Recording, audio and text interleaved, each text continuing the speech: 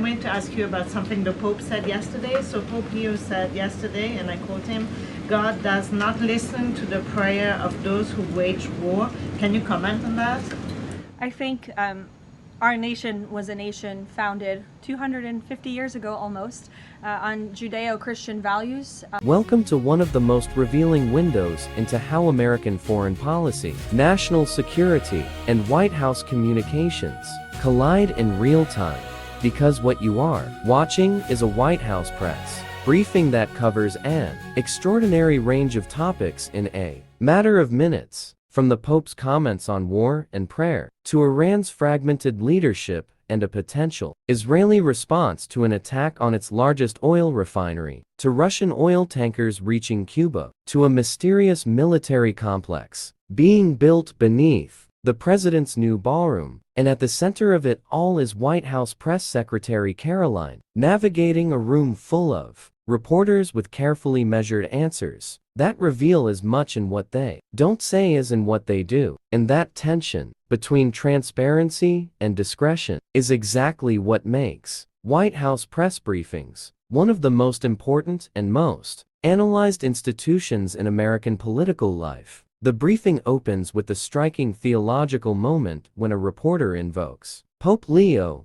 quoting the newly elected pontiff's statement that God does not listen to the prayers of those who wage war theologically, charged declaration that places the Catholic Church's new leader in indirect tension with an administration that has consistently invoked faith, Judeo-Christian values, and prayer as pillars of its public identity. And Caroline's response is measured and patriotic in tone, pointing to America's 250-year tradition of military leaders and presidents calling the nation to prayer during turbulent times, framing it as a noble act that service members themselves appreciate. But it is worth pausing here to note that the Pope's statement, if accurately quoted, represents a significant moment in global religious diplomacy. As a newly installed pontiff, making a public declaration about the spiritual legitimacy of warfare is not a routine occurrence, and viewers should ask themselves, does a sitting pope's theological position on war and prayer have any meaningful impact on how a nation like the United States, with its deep religious identity, conducts or justifies military action? And should American officials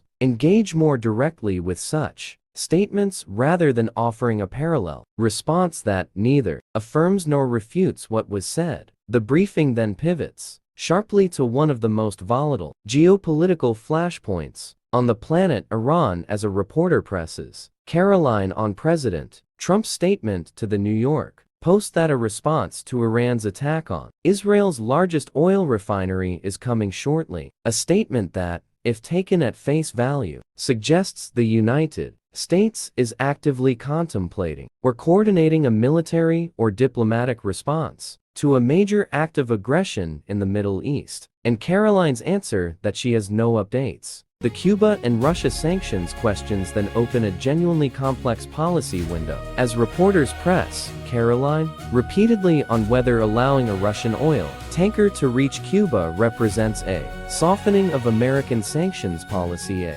question with enormous implications, given that Cuba has been under one of the longest-running economic embargo regimes in modern history, and Caroline's repeated insistence that this was a case-by-case humanitarian decision, and that there has been no firm change in sanctions policy is a carefully constructed answer that preserves policy flexibility while avoiding the appearance of a strategic concession to Russia. But the reporters are right to push back, because in foreign policy, case-by-case exceptions can over time become de facto policy shifts, and the American public deserves clarity on whether what is being described as a humanitarian gesture is the beginning of a broader recalibration of US-Cuba-Russia relations. The briefing also touches briefly on President Trump's absence from SPAC, the Conservative Political Action Conference, which Caroline attributes simply to scheduling conflicts given the Texas location, a routine explanation that nonetheless carries political undertones given CAPAC's historical role as the ideological heartbeat of the conservative movement and the president's long association with it. And then the briefing takes perhaps its most intriguing turn when a reporter asks about a massive military complex reportedly being built beneath the president's new ballroom, a question that Caroline declines to answer beyond confirming that the military is making facility upgrades at the White House and that she is not in a position to provide further details. A response that, while likely justified on national security grounds, is precisely the kind of moment that fuels public speculation and underscores the ongoing tension between executive branch secrecy and the public's right to know what is being constructed on the grounds of the People's House. And finally, the briefing edges toward the Middle East, again with the question about Israeli Prime Minister Netanyahu's decision to allow Colonel Pabala to hold Palm Sunday services at the Church of the Holy Sepulchre after an initial block by Israeli police, a moment that sits at the intersection of religion,